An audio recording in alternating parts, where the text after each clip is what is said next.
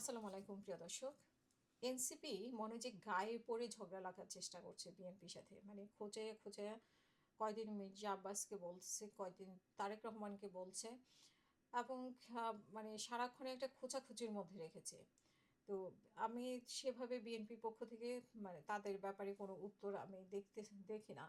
কিন্তু জামাতের কিছু কথার উত্তর দেওয়ার চেষ্টা করে বিএনপি। কিন্তু কথা হচ্ছে যে কেন? মানে এই এনসিপি তো আমরা তাফসীরের আগে আমরা শুনেছি যে বিএনপির সাথে এক ধরনের আঁতাত করা, সমঝোতা করার জন্য চেষ্টা করেছিল। কিন্তু সেইখানে তাদের সাথে মিলে নাই বলেই তারা কিন্তু তাদের সাথে জোট না করে তারা জামাতের দিকে গেছে। এখন বিএনপির সাথে যদি তারা জোট করত তাহলে কিন্তু বিএনপির প্রশংসাই তারা করত, তখন কিন্তু তারা সেই আদর্শের মানুষ হয়ে যেত। কোনো কিন্তু বিএনপির কোনো বদনাম থাকতো না, কোনো কিছুই থাকতো না।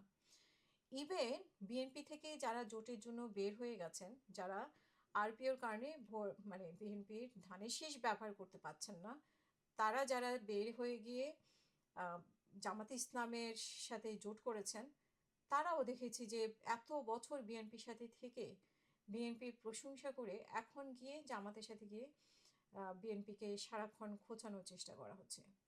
তো কথা হচ্ছে যে নির্বাচনী প্রচারণায় কি শুধু বিএনপিকে খোঁচা দেওয়া এটাই কি মানে জামাত এবং জামাতের জোটের কাজ কিনা, নাকি আপনারা মানুষের জন্য কি করবেন, কি হবে সেগুলো নিয়ে আপনারা আলোচনা করবেন?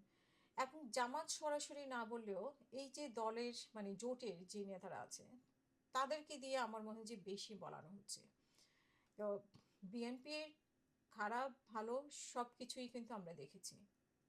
ঠিক আছে, বিএনপি ক্ষমতায় ছিল, তারপরে বিএনপি 5ই আগস্টের পরে কি করেছে সেটা কিন্তু মানুষ কিন্তু চোখ বন্ধ করে থাকে না। আপনারা কিন্তু বারবার মানুষকে মনে করিয়ে দেওয়ার মানে একই জিনিস প্রতিদিন মনে করিয়ে দেওয়া তো কোনো মানে এখানে তার থেকে ভালো মানুষের জন্য আপনারা কি করবেন, মানুষের জন্য আপনারা কি করা উচিত সেই দিকে মনে হয় বেশি ফোকাস করা উচিত। বিশেষ করে আমি এনসিপির কথা বলবো।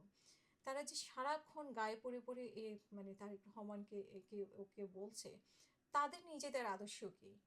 তারা কি বুকে হাত দিয়ে বলতে পারবে যে তাদের মানে এই যে 5ই আগস্টের পরে তাদের যে শরীর তেলতলা হয়েছে, তাদের যে গাড়ি বাড়ি হয়েছে, একটা মানুষ সৎভাবে এগুলো উপার্জন করেছে?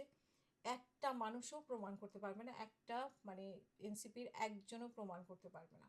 তাদের নারী নেত্রীরা বলে গেছে, যারা যারা আদর্শ নারী নেত্রী ছিল, এই যে তাসলিম যারা যে বের হয়ে গেছে, তার নির্বাচনী প্রচারণা দেখেন, তার কার্যক্রমগুলো দেখেন, তার টাকা সংগ্রহ দেখেন, আর এনসিপির এদের কথাবার্তা দেখেন এবং এদের কার্যকলাপ দেখেন, দেখবেন যে আকাশ পাতাল তফাৎ।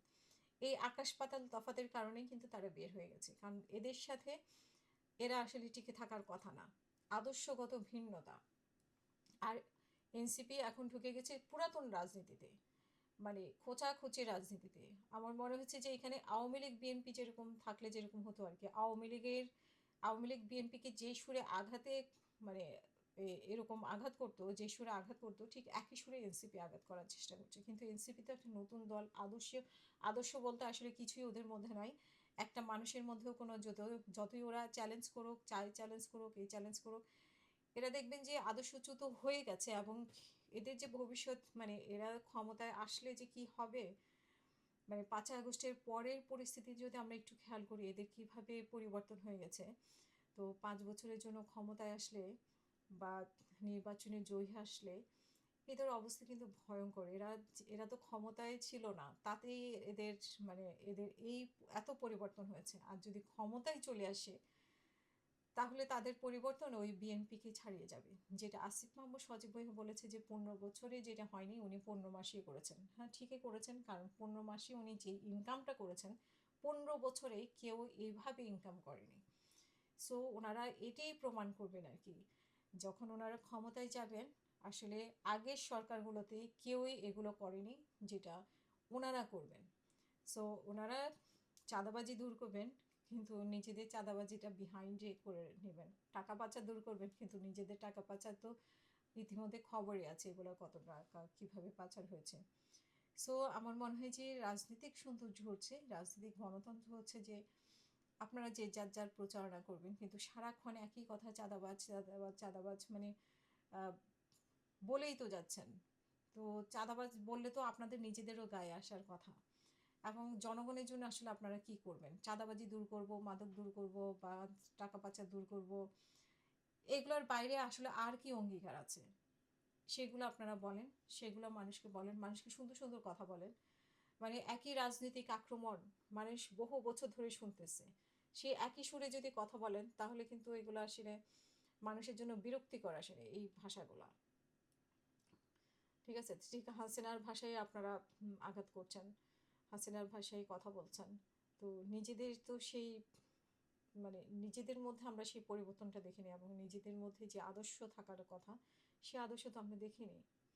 সো আপনারা মানুষই এটা বিচার করবে 12 ফেব্রুয়ারি। হয়তো মানুষ কনভিন্স হয়ে যায়। তো আমি আশা করব যে মানুষ তার চিন্তা শক্তি, বিবেক বিবেচনা খরচ করে ভোট দেবে। এলাকার মধ্যে সবচেয়ে ভালো ব্যক্তি যাকে মনে হবে, কারো কথায় কনভিন্স না হয়ে, মানে যেই ব্যক্তিটা আসলে এলাকার মানুষ জানে যে কোন ব্যক্তি আসলে ভালো, তার হাতে মানে ক্ষমতা তুলে দিবে, সেটাই আমরা আশা করি। সেটাই হওয়া উচিত আর কি। আসসালামু আলাইকুম।